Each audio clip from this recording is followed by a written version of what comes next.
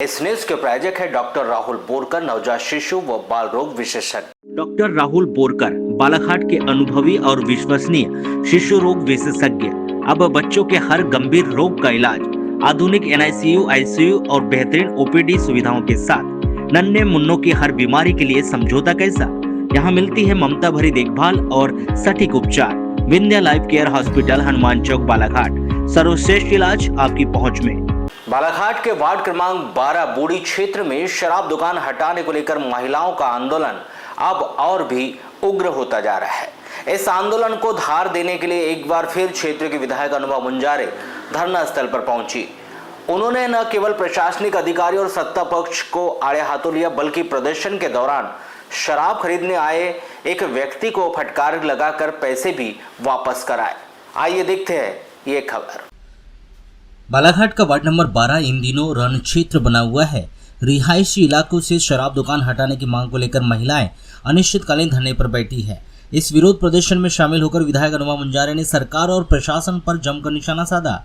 विधायक ने सवाल उठाया कि जब शहर के बड़े बड़े सरकारी दफ्तर जैसे कलेक्टर और SP ऑफिस अपनी जगह से बदल सकते हैं, तो 50 साल पुरानी शराब दुकान को हटाने में प्रशासन के हाथ क्यों कांप रहे हैं। उन्होंने यह भी कहा कि जब शासकीय कार्यालय स्थानांतरित किए जा सकते हैं तो शराब दुकान क्यों नहीं।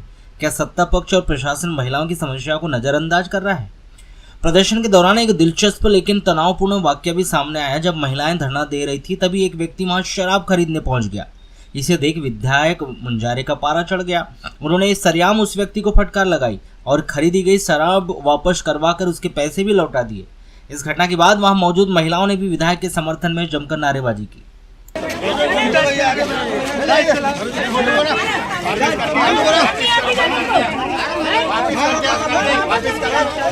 पैसे लेके अपने जाने दे भाई, जाने देना, वापिस करने आ रहा है।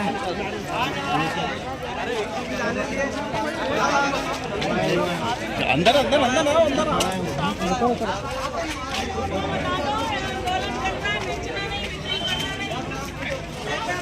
चलो अंदर आओ, वापिस करेंगे। हो गया।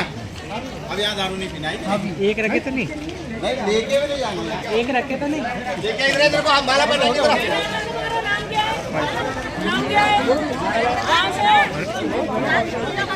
शर्म नहीं आ रही थोड़ी सी? यहाँ पे इतना आंदोलन चल रहा है, शराब की दुकान बंद करने की मांग कर रही है हमारी बहनें, और तुम यहाँ दारू लेने आ रहे हो। शर्म नहीं आती? ऐसा करना चाहिए क्या? तुम्हारे घर में भी माँ बहनें हैं कि नहीं है? तो फिर क्यों शराब लेने आ रहे हो तुम? दूसरे को पकड़ के लाओ। शर्म नहीं आ रही थोड़ी? सम्मान किया जाए।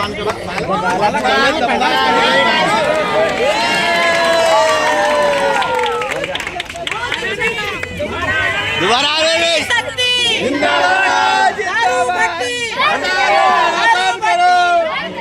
लगातार हमारी बहनें 20-21 दिनों से आंदोलन कर रही हैं, और एकदम सटीक आंदोलन है कि भाई शराब भट्टी रिहायशी इलाके में, रहवासी क्षेत्र में नहीं होना, हमको नहीं चाहिए, क्योंकि इससे माहौल खराब होता है, लोगों की जान का खतरा होता है, छोटे बच्चों के आचार विचार व्यवहार में परिवर्तन आता है, और वो माहौल से प्रभावित होकर उनका भी भविष्य जो अंधेरे में जाता है। ये बहुत सारे कारण हैं और बहुत सा। और प्रशासन से जब ये बात होती है, जिम्मेदार प्रतिनिधियों से, अधिकारियों से जब ये बात होती है, तो एक बात मैं आपको बताना चाहूँगी, मैंने हर स्तर पर प्रयास किया है इस भट्टी को हटाने के लिए। अब मैंने कहा, यही मैं कह रही हूँ ना कि अब ये दौर है कि अनशन पे बैठने की नौबत आने की स्थिति बन रही है।